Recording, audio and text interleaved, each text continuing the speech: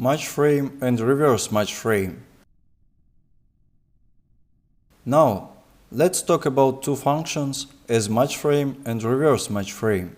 If we need to open the media source of the clip that is lying on the timeline, for example, our aim is to select another fragment, then we will double-click on this clip. It will open it in the source window. The clip name consists of source, sequence name, clip name, timecode of the clip, start position. I mean, it's shown that the presentation of this particular source material is open. If we try to set other markers in or out, the clip will disappear from the timeline panel. We can change the position of our clip in the source window. If we change mark in, it will change accordingly on the track. If we cut mark out, it will be reduced. We have the flip tool function in the source panel. To do this, we clamp the area of markers in and out and move it to the desired place. Let's consider the match frame function. If we want to open the media source, we need to use the match frame function with the F key. This key allows you to open the clip at a specific place on the active track. The name of the clip returns to the original one without specifying the sequence and timecode.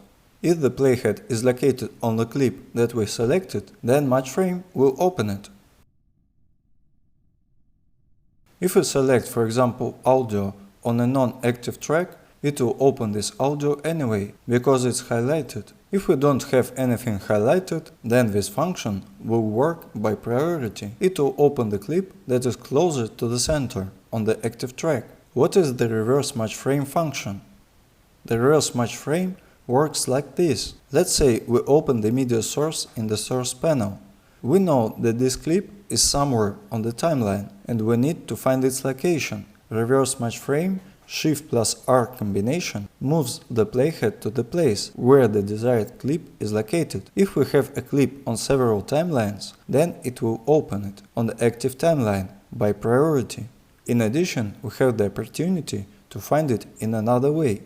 We find the Effect Controls tab on the source window and click on the checkbox that is to the right of the video name, and the window opens showing the location of this clip on the timeline and its timecode.